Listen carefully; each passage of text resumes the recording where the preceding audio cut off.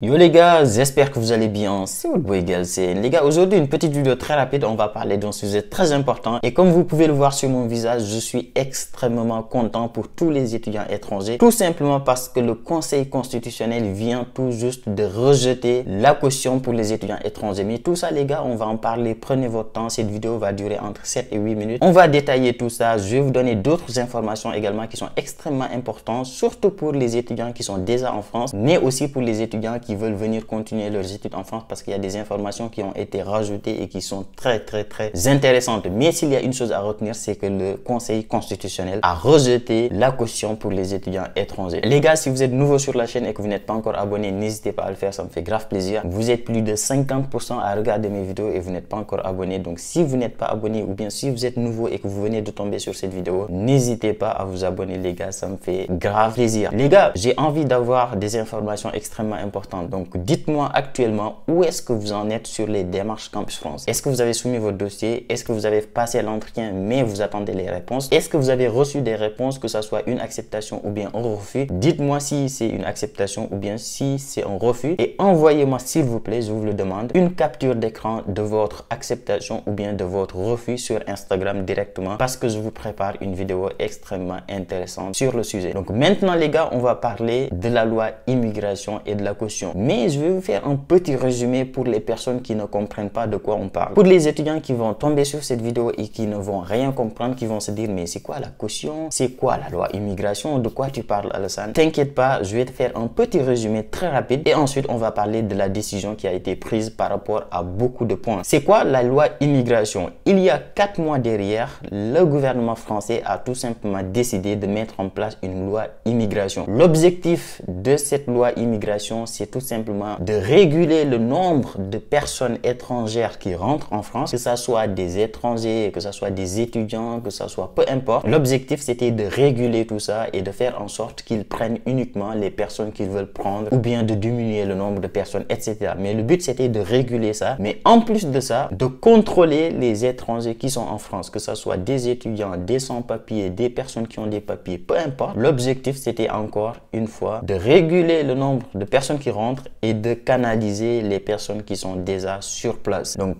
dans cette loi-là, on pouvait retrouver énormément de points qui concernent les étudiants étrangers. Et parmi ces points-là, le point le plus important, c'était tout simplement la mise en place d'une caution. Cette caution-là n'a rien à voir avec la prise en charge parce que en fait, si tu veux venir continuer tes études en France, tu es obligé de justifier d'un logement, donc que tu as un logement en France ou bien tu as une personne qui va te loger pour déposer le visa. Tu es obligé soit d'avoir une personne qui va te loger, soit toi-même tu prouves que tu as un logement ou bien que tu as les capacités d'avoir un logement, etc.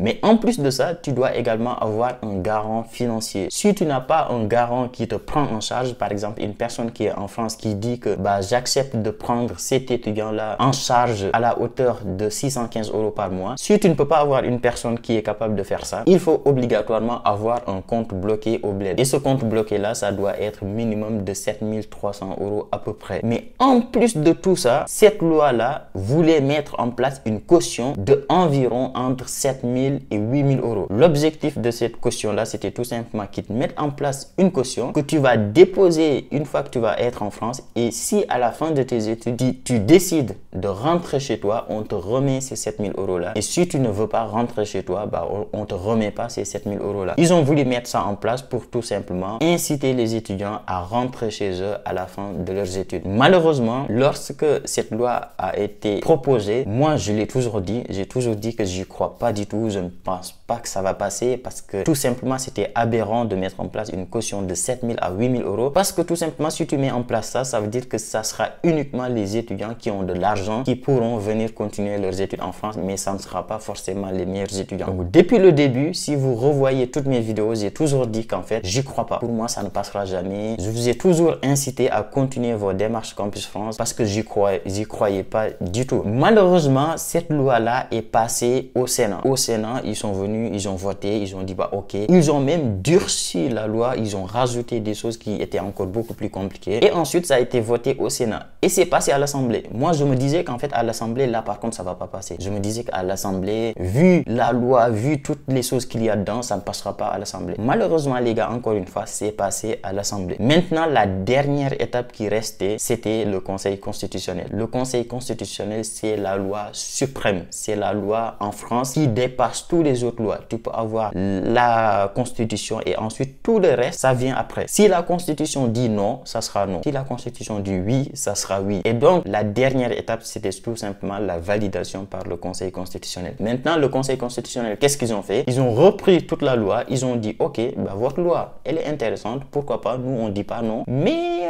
à l'intérieur de votre loi, il y a certaines choses qui ne vont pas aller. Il y a certaines choses, ça ne passera pas. Et parmi ces choses-là, bah, il y a tout simplement la caution pour les étudiants étrangers. Le Conseil constitutionnel a donc rejeté la caution pour les étudiants étrangers parce qu'il considère que c'est n'importe quoi. Tu ne peux pas mettre en place comme ça une caution pour les étudiants en disant que voilà, une fois qu'ils décident de rester ou bien s'ils décident de partir, on va leur remettre les 7 000 euros. S'ils décident de rester, on va pas leur remettre ces 7 000 euros là, etc. Donc le Conseil constitutionnel a tout simplement rejeté la partie qui concerne les étudiants étrangers, c'est-à-dire la caution de 7 000 à 8 000 euros. Heureusement, parce que tout simplement les gars, ça ne pouvait pas marcher. Tu mets en place une caution de 7 000 euros. En plus de la prise en charge ou bien du compte bloqué, ça fait quoi? Ça fait 15 000 euros. Quel étudiant en Afrique est capable de payer 15 000 euros pour venir continuer ses études en France? Il y en a peut-être 7, 8, 9, 10, je sais pas. Mais en tout cas, c'est pas tout le monde. Donc, le Conseil constitutionnel a décidé tout simplement de supprimer cette partie-là. Ce qui veut dire qu'il n'y aura pas de caution, les gars. Il n'y aura pas de caution pour les étudiants étrangers. Et ça, je vous l'ai toujours dit depuis le début. Il y a certains étudiants qui commençaient à dire, ouais, c'est pas grave, moi, je vais arrêter les démarches, je vais pas continuer. Dans les commentaires, je suis même allé commenter parfois pour vous dire, mon gars, si tu arrêtes les démarches comme France, tu vas le regretter dans 2 ou bien dans 3 mois. Parce que j'étais sûr et certain que cette loi-là ne pouvait pas passer. En tout cas, les parties qui concernent les étudiants ne pouvaient pas passer. En plus de la caution qui a été invalidée ou bien censurée par le Conseil constitutionnel, il y a également d'autres points comme par exemple les APL. En fait, les APL, c'était également, le but de cette loi était également de les supprimer pour les personnes qui sont en France depuis moins de 5 ans ou bien les personnes qui sont en France depuis moins de 3 mois et qui ne travaillent pas. Heureusement que cette partie-là ne concernait pas les étudiants qui sont déjà en France. Donc ça concernait uniquement les personnes qui ne sont pas des étudiants, c'est-à-dire les salariés, les sans-papiers, etc. Heureusement que cette partie-là également a été supprimée par le Conseil constitutionnel. Ce qui veut dire tout simplement que pour vous, il n'y a rien qui change. Ça sera pareil. Mais en plus de tout ça, le point qui me faisait le plus peur, c'était le quota. Parce que tout simplement, ils voulaient mettre en place un quota pour le nombre de personnes qui rentrent en France. Et ça aussi, pareil, le Conseil constitutionnel a supprimé cette partie-là parce qu'ils se sont dit tout simplement que s'il y a des quotas, ça veut dire qu'il faut choisir entre 2 personnes. Et ça, la France ne peut pas se permettre de choisir.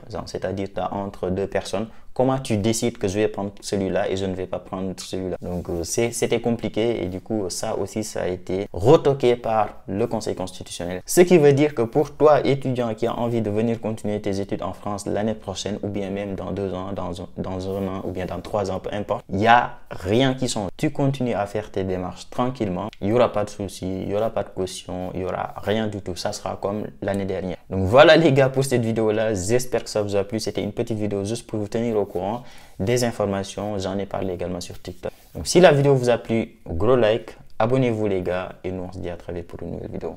Ciao!